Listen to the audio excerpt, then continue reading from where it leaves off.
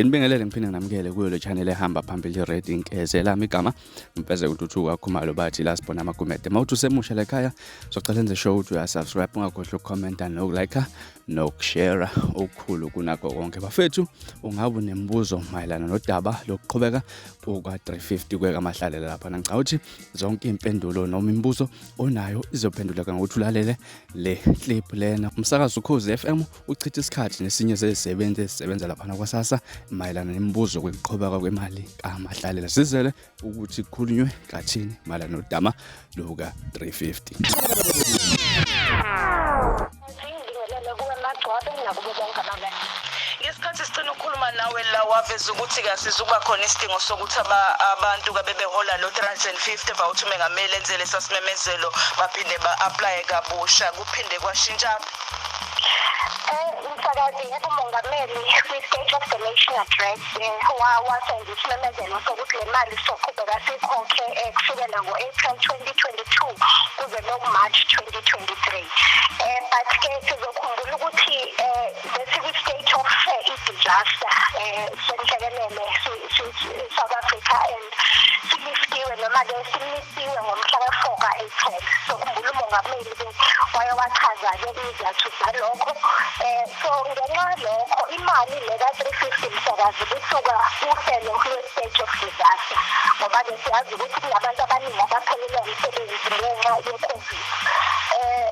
asikwazi ukuthi lisa 350 ngaphansi kohlelo oselimisiwe msakazi ingakho kwafuneka ukuthi kushintshwe umthetho ukuthi sikwazi qhubeke siyabasebenzi bakwaSasa ukuthi sikhokhe le mali ka-350 njengoba isithembiso umongameli wasenza isimemezelo so-ke lolu hlelo sozongena-ke umsakazi ngaphansi kohlelo lomthetho osizo lwezinselelo zomphakathi Social Assistance Act Section 32 we-Act yakwaSasa umsakazi so ingakho-ke siqolisa kakhulu ngakho konke okwenzakalayo njengamanje kodwa uDepartment of Social Development umnyango wezokuthuthukiswa komphakathi wenze lezi zinhlelo ngokushesha ngoba sazi ukuthi abantu bayidinga le mali and siyajabula ukuthi lesi simemezelo-ke manje njengoba sebekhiphe i-statement sokuthi-ke le mali sesizokwazi ukuyikhipha ngaphansi kwale-act msakazi ngoba uyafuna ukuthi bethunyelwe nama-regulations abantu bakwazi ukuphawula ukuze sikwazi ukuthi apublishwe agazethwe msakazi so uhlelo vele kahulumeni njengoba-ke sesingena nakunyaka imali omusha msakazi kusuka kunyaka mali omdala kubalulekile ukuthi izinto zenziwe ngokusemthethwazi ukuthi sifike siyele enkingeni njengoSasa ukuthi sikhokhe imali okufuna ngabe ikhokhwa ngaphansi kohlelo msakazi zikhona icele senqalile ukuzicubungula lami esigodlwana ikakhulukazi-ke la nanokuthi kusawuhlelo olufanayo la njengoba umlaleli la ebuza ukuthi-ke la ikhala la kuthiwa bhalisa igama le-ID number kama wakho ekababa wakho ekapartner wakho if kuzingekho zonke lezo zinto-ke lawo ma-application iyakwazi ukuthi iprocess iphumelele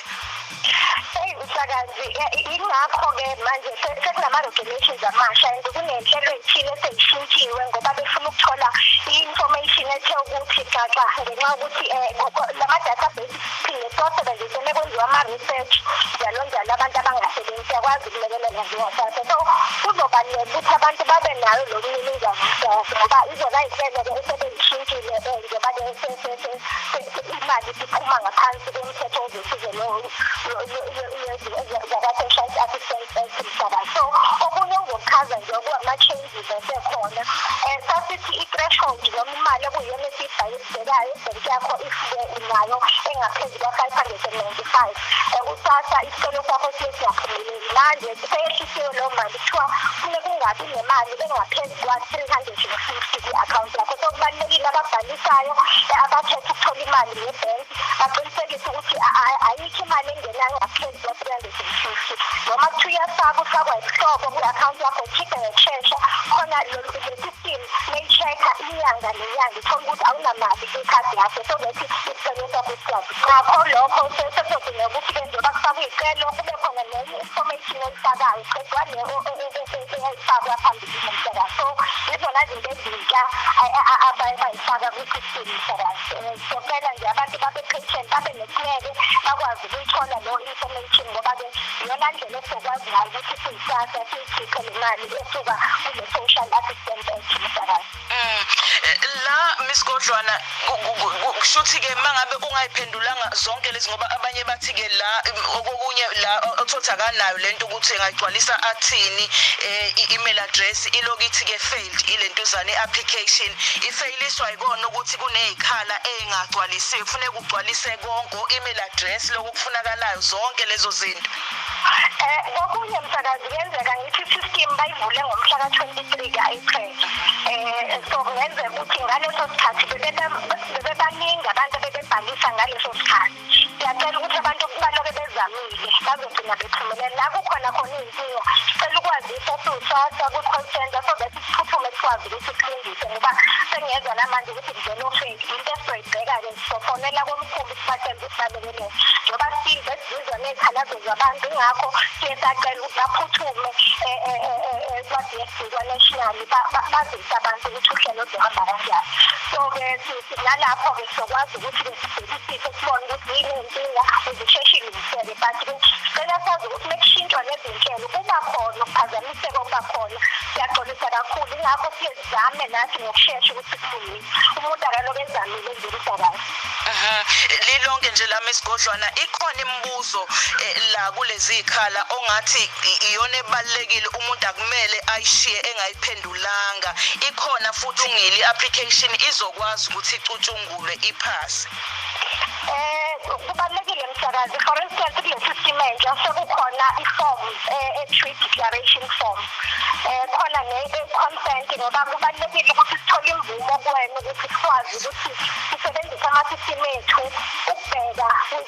uluhlu lwama-systems akwamanye ama-department ukuthi akho imali engenayo ongitholayo ngakweminye iminyango so lapho asikwazi ukwenza lokho singenayo imvumo ne-permission esuka kulowo muntu osuke ebhalisa so into enjengalezo nje msakazi ibaluleke kakhulu ngoba sikwazi ukuqhubeka ne-application singenayo i-permission njengoba sazi no-Copia Act nakho konke kubalulekile ukuthi umuntu aqala asinike leyo permission ukuze siqhubeke msakazi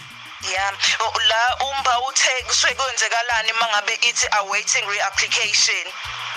msakazi la into esitsheliwe komkhulu ngobuhlelo oluphethwe khona besithola kakhulu ikhalazo kubantu abathi bathola lo mlayezo ithi-ke lento bonke ebebekade besithola lesibonelelo nabazoqala ukubhalisa manje kabusha kubalulekile ukuthi bonke baqalele phansi msakazi ngoba sesisebenzisa isystem entsha nemali seyisuka from i-state of disaster i-program uhlelo belukhona phambilini sesikhipha lezi mali ngaphansi kolunye uhlelo msakazi so kubalulekile ukuthi-ke bonke baqalele phansi lo pending usho ukuthi isicelo sakho asikakasitholi sicela uqalele phansi ufake isicelo kabusha ukhola sesiphelile isikhathi Miss Godlwana ukhola izoqala ngale nkathi siphasisa isicelo sakho akho back pay ezokwenzeka ngale nkathi siphasa ileyo nyanga ozoqala uyiholela kunjalo msakazi ngaleso sikhathi ufake manje ngo-April esaphumelela isicelo sakho imali uzoyithola from April noma kuthiwa-ke sesiphumelele ngoMay sokwazi ukuthi sikhokhe khona ababefake ama-aphili msakazi ababefake ama-aphili ngiyethemba nokuthi usasa uzokwazi ukuthi-ke awabheke la ama-aphili akwazi ukuthi imali ikhokhe kulabo ngempela badizezwa ukuthi bayithole imali yabo Miss Godlwana siyabonga ngiyabonga kakhulu